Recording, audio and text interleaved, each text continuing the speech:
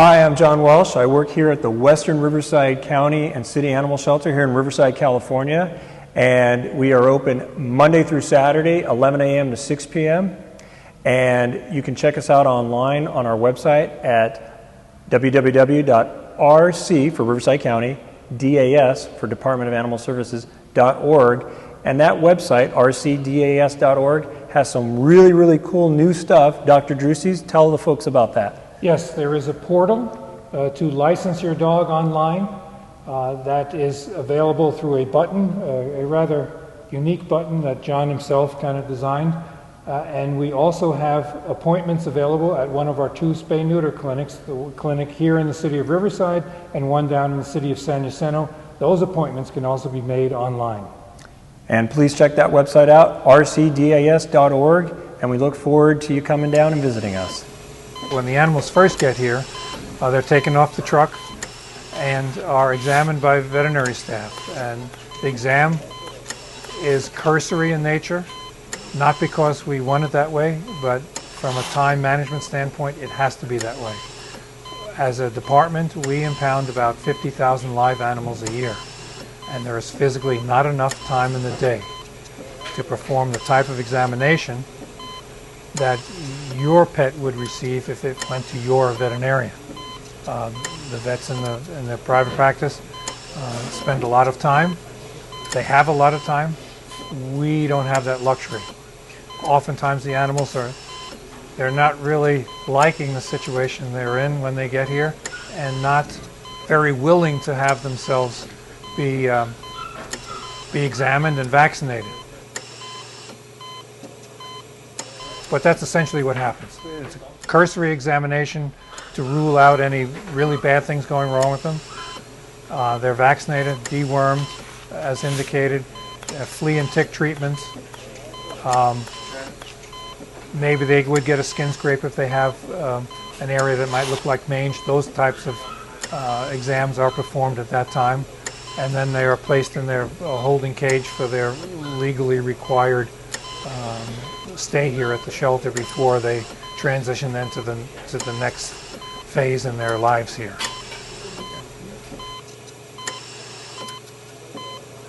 This area of the shelter is staffed by registered veterinary technicians, what are called vet techs as well, and volunteers.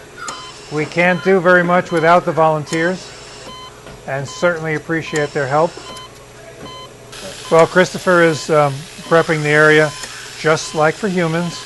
The area is clipped of hair and scrubbed. There'll be a little noise here with the vacuum.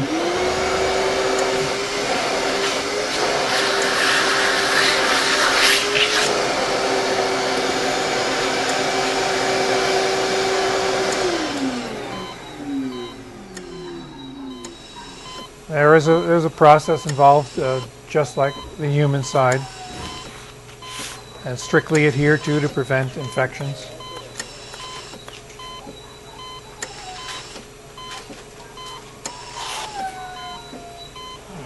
This animal, just like all of our surgery cases, the anesthesia is induced with an intravenous injection of a very short-acting anesthetic. Boom, it knocks them down. Everything gets obscured by fat. Yeah. And, you know, we don't like to see fat people. We don't like to see fat dogs either. So, as you can see, he puts the hook down there.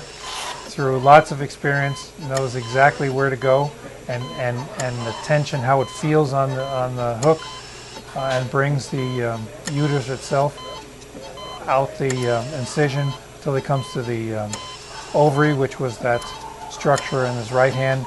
Right now he is tearing the ligament that suspends the ovary to allow it to come a little further away from the body to facilitate the tying of the sutures to the blood vessels before removing the ovary.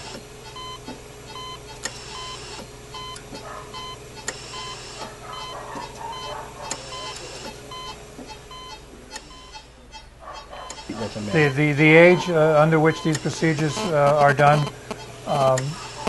It depends on what kind of animal we're talking about. If it's a shelter animal, they have to be 8 weeks of age before they can be adopted. And every animal that is adopted from us has to be by law spayed or neutered. So there's no consideration there. Owned animals, your private, that might be a discussion between you and your veterinarian. What the best time for the particular animal is, depending on the breed and what it's going to do in life. But every animal, every dog that's 4 months of age or older has to be rabies vaccinated and licensed. In most jurisdictions, the license and the cost of the license depends on the sex of the animal. The spayed or neutered animals usually are much lower on a cost basis to license than the intact animals. In Riverside County, for example, it is $16 for a spayed or neutered one and $100 for an intact one.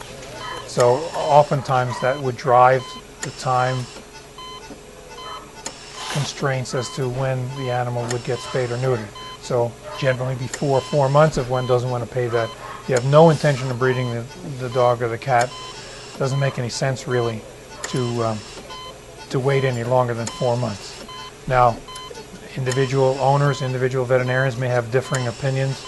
I can accept all of that, but really when you get down to it, there are very little side effects of this procedure independent of the age. So in other words, it doesn't really matter if they're 8 weeks or 8 months. The benefits of the surgery far outweigh any negatives that the surgery may have. Anesthetic agents these days are very good, very safe for the animals, have a broad therapeutic range. In other words, they maintain the level of anesthesia without them becoming too deep or waking up in the middle of the procedure. And they're eliminated from the body quite quickly, and as a result the animals recover from the anesthesia much more quickly than 20, 30 years ago. This is actually a spay and neuter clinic. We castrate dogs and cats and spay dogs and cats here. That's not to say that we get a very adoptable animal that maybe has a very severely broken limb, broken leg. Our doctors here, Dr. Maltz and Dr. Friedlander, with regard to how the owner or anyone can tell whether their animal is sick, is more or less the same as when you can tell that your child or you yourself are sick. They go off feed, all right, so they don't eat. They may have difficulty or do not have bowel movements or urinate. They may not be drinking water. They may be depressed.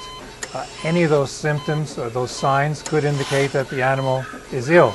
As to what exactly is going wrong, well, that's what a physical examination would tell, hopefully.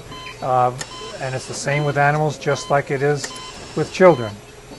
Question most moms want to know is, does my child have a fever? Well, we measure temperature, body temperature, the exact same way here. And oftentimes that is quite diagnostic as to what is going on. They can have bouts of diarrhea, they could be vomiting just like kids do, or adults. And those again are symptoms of specific diseases that we are acutely aware of in sheltering situations. Microchips are great. They are a relatively new application of animal identification. There are databases from the manufacturers that maintain the identity of the owners associated with that chip. So in other words, you get these series of numbers and letters, you call up the company and say, hey, who owns this dog? And they give you that information.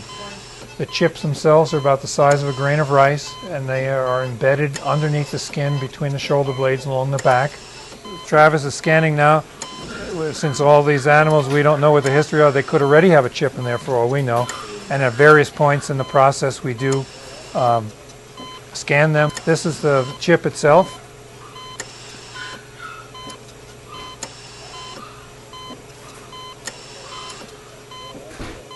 Bingo. Since we're in the clinic area, in terms of like budget issues, we always, if we had more funding, you can have more vet techs, more doctors, more spay and neuter surgeries, which is really the critical element to any government sheltering organization. When you have more surgeries happening throughout the day, that means less animals out there in the public reproducing, and which means less animals coming into the shelter. You know, when we started to see the economic downturn roughly about 2.5 years ago or so, about maybe even started to trickle in about 3 years ago. What we were seeing is we started to not be able to hire. Then we started doing cuts. Then started doing program cuts.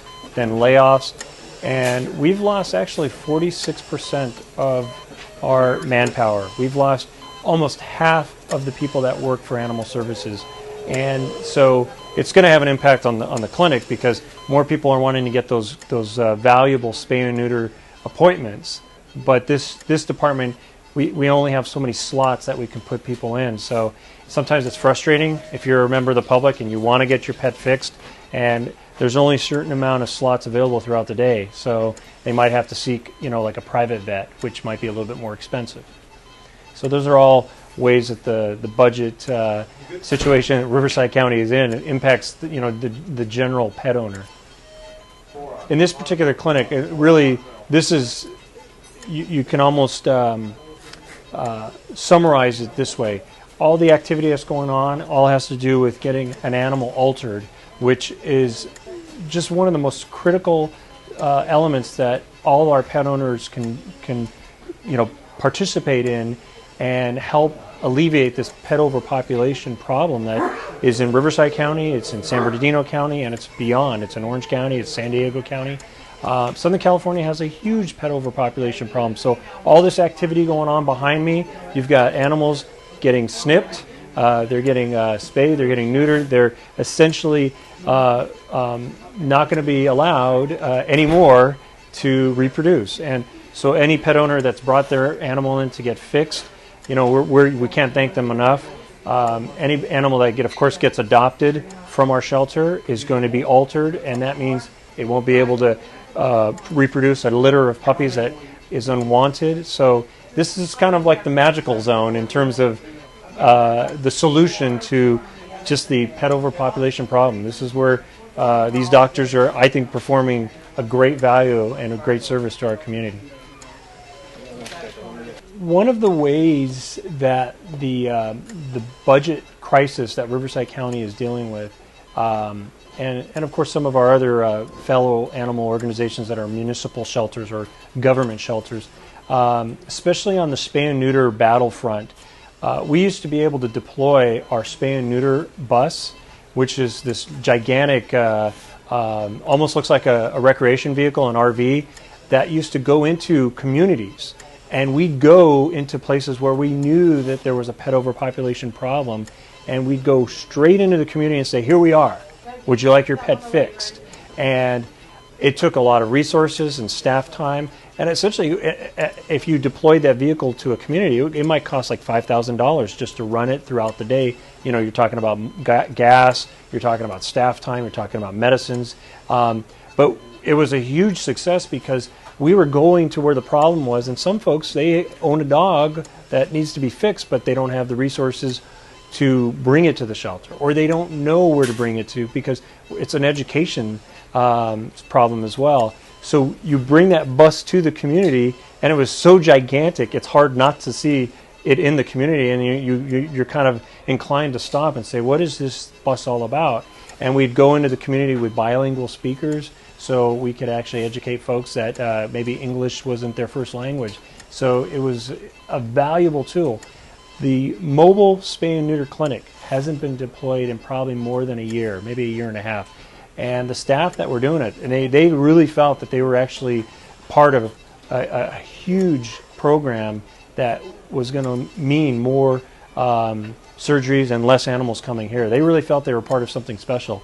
Now we don't have that, and it's sad, and there's dust collecting under the bus, and it's something that if somebody had a lot of money and they wanted to donate $1 million just to get that bus back out in the community, we'd be happy to take that $1 million.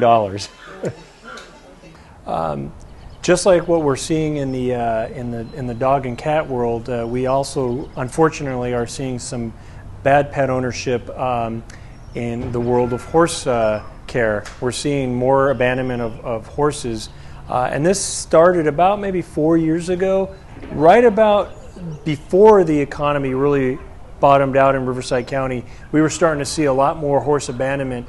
Riverside County is very well known for its horse keeping. In fact, at one time, I believe it had more horses than people, than any other place in the state of California. That would have to be verified, but that was one of the things I used to hear when I was a newspaper reporter, is that there were more horses here than any other county in the state of California. And sadly, what we're seeing is more abandonment. Folks are putting horses along the Santa Ana River Trail and walking out. And so our officers have to go get these horses. We're getting calls for abandonment. We've got horses walking down streets that nobody knows who they belong to. So they end up here at this barn, which is part of the Western Riverside County and City Animal Shelter. And right now, I believe we have 7 horses. We have room for as many as, I believe, 13 horses.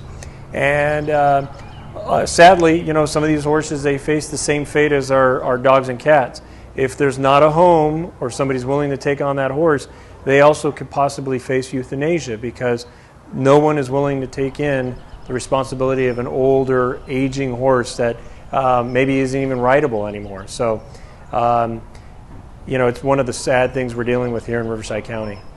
These dogs right here that you're looking at are available for adoption. That means that they've been here for a while. They have been examined by our vet team. They've been essentially, our animal care technicians have assessed their temperament over the several days that they've been in the stray wards or stray pods, and they're saying this is a good dog. It should get adopted. It's a real friendly dog. It walks well on a leash. There's certain little notes that they'll put in the computer system, and they'll attach those notes to every dog ID. So every dog has an ID, and if they see a dog that has any tendencies to do this or that, they'll also put those notes in it. When you see the dogs kenneled together, that generally means they get along with the other dogs, and if somebody's coming in and is worried about that, that actually alleviates their concern that, oh, I have a dog at home, this dog looks like it gets along with its kennel mates, so that actually helps out in the adoption process. When we get visitors to the shelter, they might actually see this master padlock, and they might say, oh my gosh, this is like doggy jail. No. Let's say this is sort of like a little bit of a Queensland Heeler, Dalmatian, kind of a cattle dog looking dog, but let's say it was a poodle mix. And let's say it was a purebred poodle, which, who knows, could cost, let's say, $500, $600, $700 if it's a purebred. Well, somebody, if they were a little bit nefarious, they might, if the dog kennel wasn't locked, might say, I'm going to see if I can get this dog out of here. So the kennel runs are kept locked to prevent theft, but also to protect the public. If let's say Rudy was visiting another pod because he's helping a visitor and he's not here, if the kennels weren't locked, somebody might say, well, I want to see this dog and pet this dog. And then they put their hand in it, and next thing you know, the dog's biting their finger. Now we've got a liability issue. So the kennels are kept locked to prevent theft and also protect the public from any issues. We only want the trained volunteers and the staff to take the dogs out and then let the public visit with the dog. It's just for safety reasons. And then the next pod over is actually just cats. So we've got one separated just for cats, so the cats don't get stressed out with all the dogs around, and it's real quiet in there, and because cats need that quiet. Then you've got the available pod right next to the cats, and then this one. And then on the other side of the wall, essentially you have, I think it's another 3 available pods and another cat ward. And then we have a pod all the way in the back where you were visiting earlier. We have another, that's called our protective custody pod or ward. Those are animals that we have in protective custody because it's an animal cruelty investigation. The person, we seized the animals from them because they were not a good pet owner. So we have that one that's separated from the general population as well. So all told, you're looking at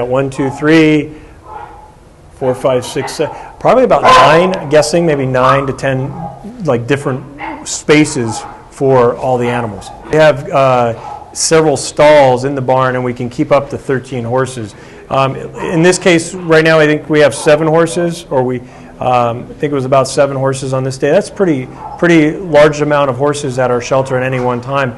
But sometimes you'll have, like, let's say 6 horses and 2 potbelly pigs, or 6 horses, a potbelly pig, and a peacock. We get it all here. So the barn isn't just used for horses; it's used for other exotics, goats, peacocks. Like I said, it's just kind of a cornucopia of different farm and livestock type of animals. Pretty much any animal can be surrendered here. If you've got an animal that is an exotic, like a bobcat, that's a fish and game issue. That's not an animal services issue. So, but we've had, like, let's say dogs here that some people claim to be like wolves or wolf hybrids. We've had those in our shelter that you can surrender that dog to us. Pretty much anything you can think of, with the exception of the fish and game type of critters like bears. We don't take bears. Where you're standing now is Wonderland, which is the silly name or fun name that we've come up with for our cat adoption room. The cats that you're looking at are all available for adoption. They range from, of course, your fluffy cats to your domestic short-haired cats. The cats range, of course, in age, and every cat that is here will be spayed or neutered, so it doesn't add more cats to our facility. By state law, we're an open admission facility. Some folks in the world are probably familiar with a quote-unquote no-kill shelter. It's a very popular phrase or moniker these days, and I would like to share with the public what that means.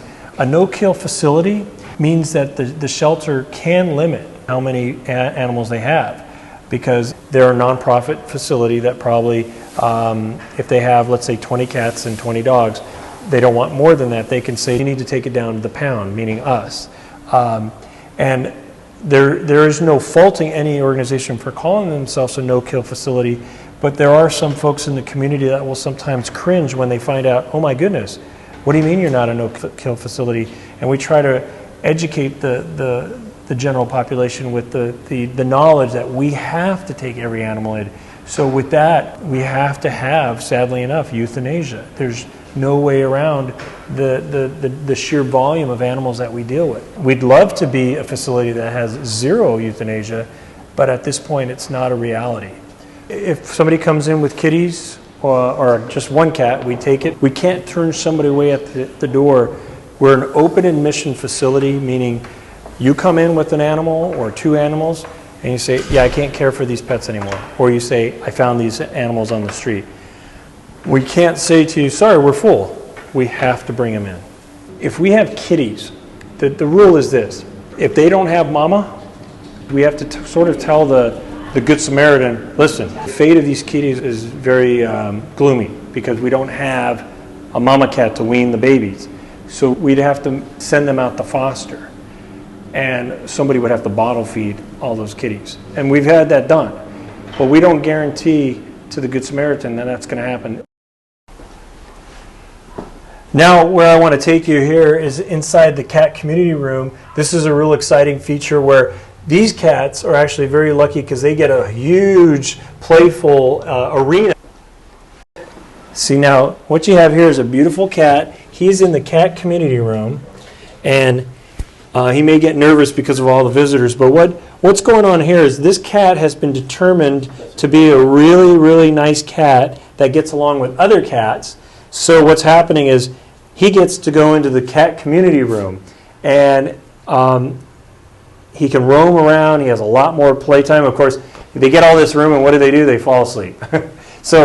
But he has buddies, and some of them are hiding, but here's one right up here.